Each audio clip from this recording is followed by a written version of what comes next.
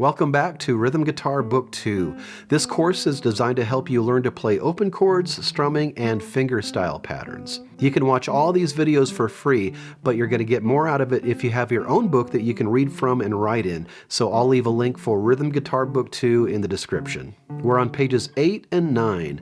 This is your introduction to fingerstyle patterns.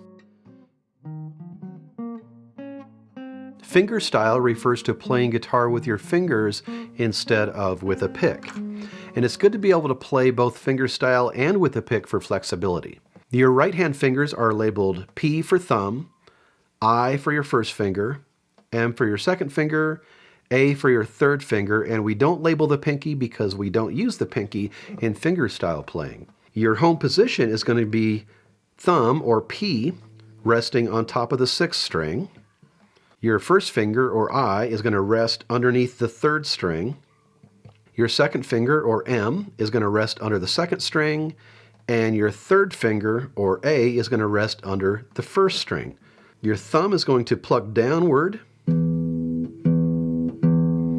And your fingers are going to pluck upwards. So if your first finger, or I, is resting under the third string, you're going to pluck upward to play that string. Same with your second finger and your third finger.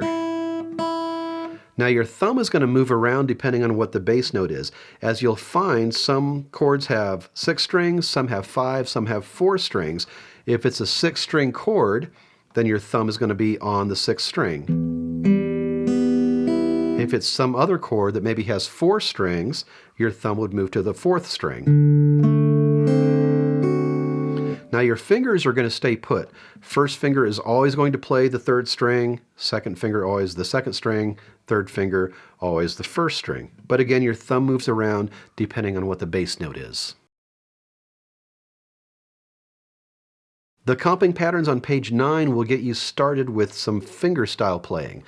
The right hand PIMA or PIMA fingers are always included. As you can see in R5, we have PIMA.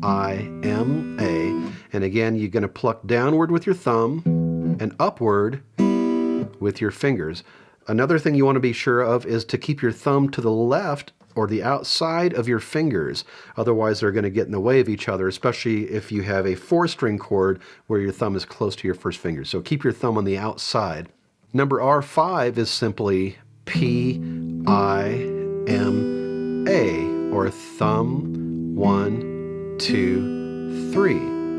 Now this is an E minor chord we're playing. The cool thing about this is normally you have to have fingers 1 and 2 down to play an E minor chord, but we're not actually playing those strings with our fingers right now. So you could get away with no fingers, although I do recommend playing with the fingering so you get used to doing that. You can also do that on a G chord, PIMA, or thumb 1, 2, 3. And again, your thumb is on the 6th string, and your 3 fingers always have their own string to play. So number R5 is in 4/4 time. 1, 2, 3, 4, PIMA. Number R6 is in 3/4 time.